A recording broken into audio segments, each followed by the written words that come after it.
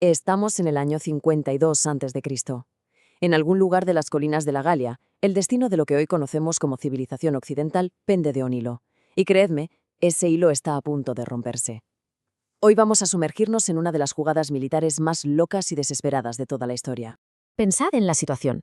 Julio César, después de años de una campaña brutal, por fin tiene a su archienemigo, el carismático Vercingetorix, justo donde quería. Está acorralado, atrapado en la ciudad fortaleza de Alesia.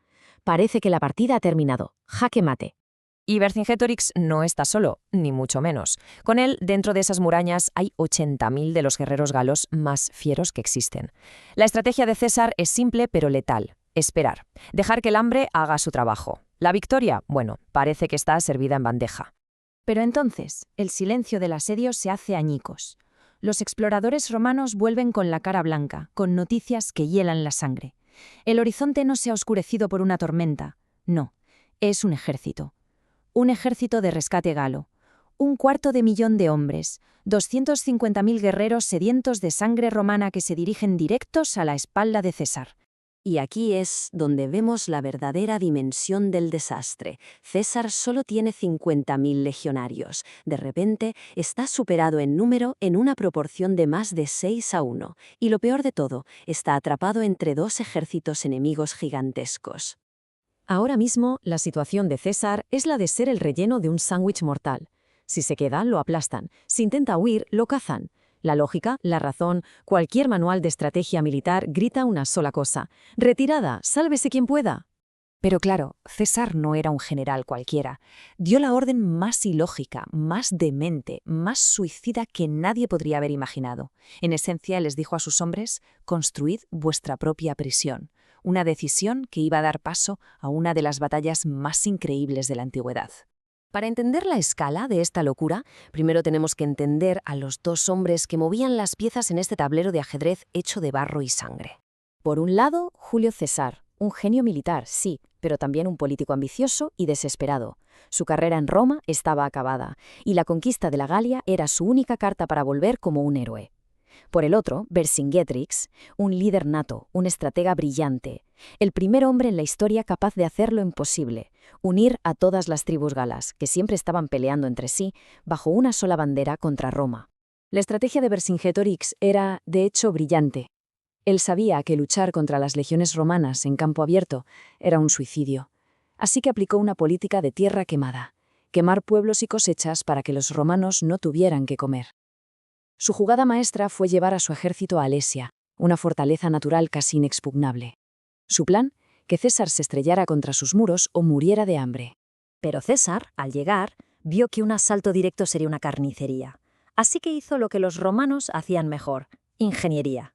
Ordenó construir una circunvalación, o sea, un muro de asedio colosal de 18 kilómetros para rodear por completo la ciudad. Vercingetorix estaba atrapado.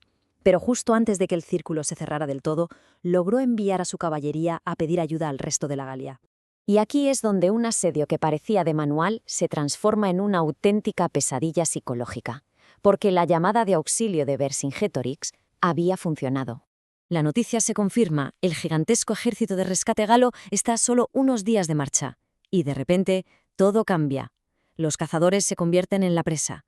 César está atrapado entre el martillo de Alesia y el yunque del ejército que se acerca.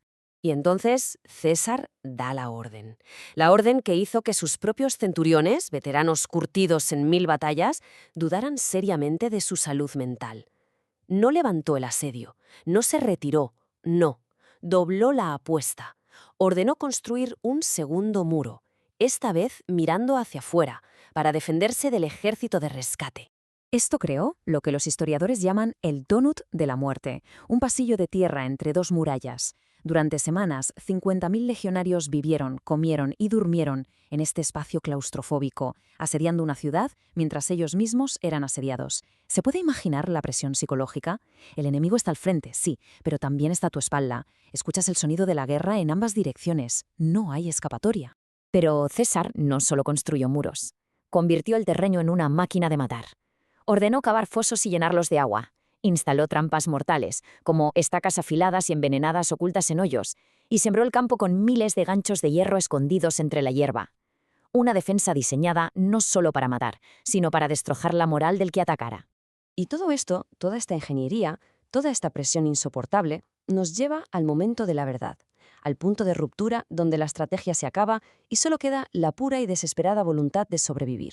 El 2 de octubre, el infierno se desata. El ejército de rescate galo encuentra un punto débil en el muro exterior y lanza un ataque masivo. Al mismo tiempo, Vercingetorix lanza a sus 80.000 hombres desde dentro de Alesia contra el muro interior. Un ataque coordinado, en 2 frentes, una pesadilla. Los legionarios luchaban literalmente, espalda con espalda. Mientras te defendías de un enemigo, podías oír los gritos y el choque del acero del otro ejército atacando a tus compañeros a solo unos metros, a tu espalda. Bajo esa presión inhumana, la línea romana, exhausta y superada en número, empezó a ceder. Se estaba rompiendo. César, desde una torre de vigilancia, lo ve. Ve que el sector norte está a punto de colapsar. Si ese muro cae, Roma cae con él.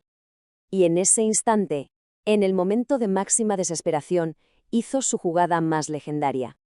Se puso su capa de general, una capa de un brillante llamativo rojo escarlata.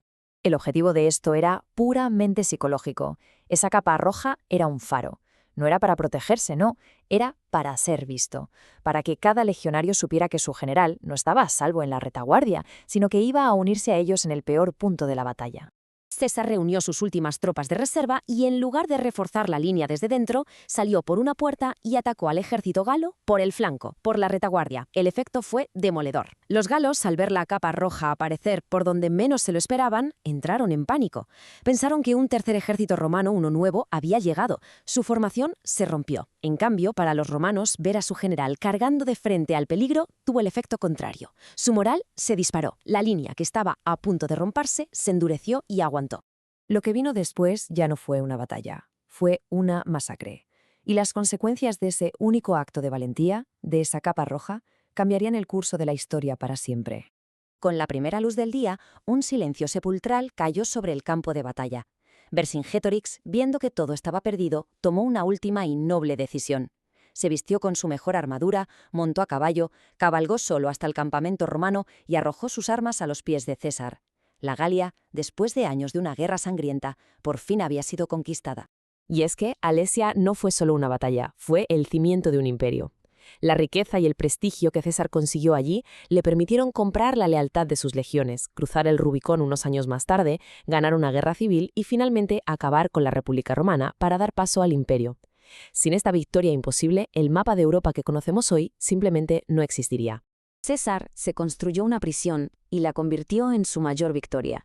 Y esto nos deja con una pregunta para reflexionar. ¿Lo que pasó en Alesia fue el resultado de un genio táctico sin igual, o sencillamente el mayor golpe de suerte de la historia? Quizás la respuesta está justo en esa delgada línea que separa la locura de la leyenda.